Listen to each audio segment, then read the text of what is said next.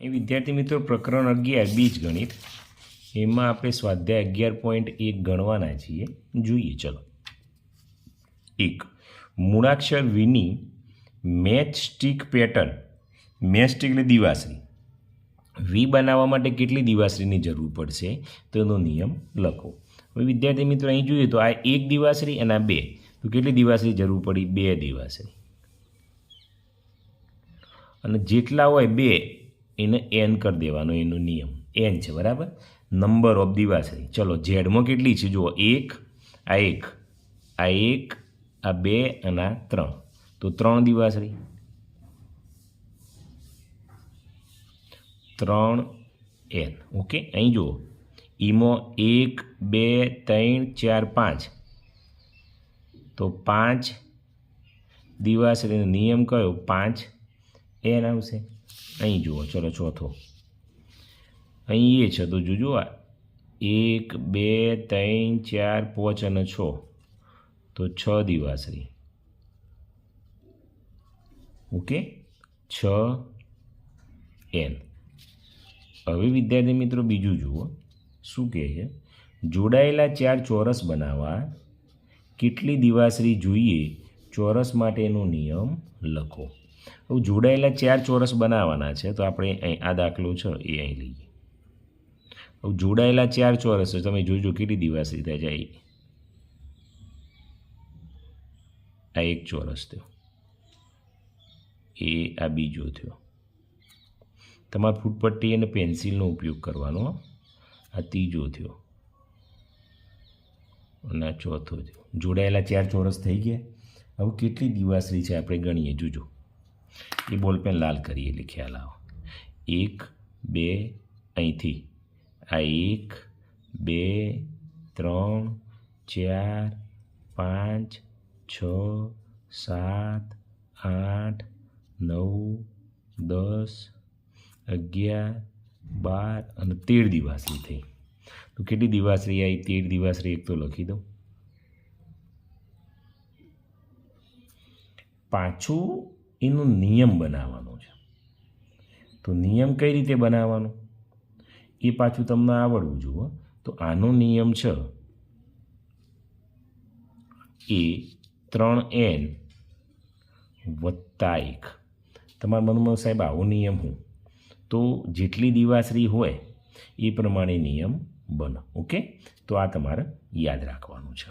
હવે આગળ જોઈએ તો હવે શું કહે છે અહીં વિદ્યાર્થી મિત્રો, તમને આ નિયમની ખબર ના પડી હોય થોડું ડિટેલમાં સમજાવું. આ થોડું લખજો તમે સાથે.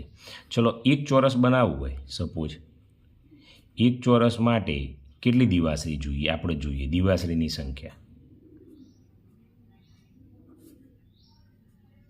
તો આપણે અહીં આકૃતિમાં જુઓ તો એક જ બનાવવું હોય તો 1 2 3 અને 4 દિવાસળી દેવું. હવે આનું સૂત્ર બનાવવું હોય તો આવું કહેવાય 3 ગુણ્યા 1 વત્તા 1. જો 3 એકા 3, એમાં એક ઉમેરો એટલે 4. તો શું થયું? આ 3 એમ ના એમ ગુણ્યા 1 એટલે શું થયું? ચોરસની સંખ્યા. આ વત્તા 1 એમ ના એમ. તો એક ચોરસ બનાવવું હોય તો એનું સૂત્ર આ થયું. હવે તમે જુઓ બે ચોરસ બનાવવા માટે. હવે આપણે બીજું લખીએ. બે ચોરસ માટે કેટલી દિવાસળીઓ જોજો તમે. આ 4 5 6 અને 7 દિવાસળી જોવું તો 7. તો આનું સૂત્ર લખવું એટલે લખાય 3 ગુણ્યા 2 ચોરસ છે તો 2 વત્તા 1. એ 3 દુ 6 વત્તા 1 થઈ ગયું. ચલો 3 ચોરસ માટે. તો 3 ચોરસ માટે કેટલી દિવાસળી જોવું? તો એમાં 3 ઉમેરો એટલે બીજી કેટલી થશે? 10. તો આનું સૂત્ર કઈ રીતે થાય? 3 ગુણ્યા 3 એટલે 3 તરી 9 વત્તા 1 થઈ ગયું. ચલો 4 ચોરસ માટે ગણવું હોય તો 4 ચોરસ માટે કેટલી જોવું? 13 દિવાસળી. તો 3 ગુણ્યા 4 વત્તા 1. તો આ શું થયું? તો સૂત્ર કયું બન્યું? તો 3n એટલે આ n કરી દઈએ વત્તા 1. n જો n શું બતાવે છે? ચોરસની સંખ્યા. આ રીતે વિદ્યાર્થી મિત્રો સૂત્ર તારવવાનું છે. જો 3n વત્તા 1 મેં લખ્યું ને એ રીતે આવ્યું, એમનેમ નથી આવ્યું.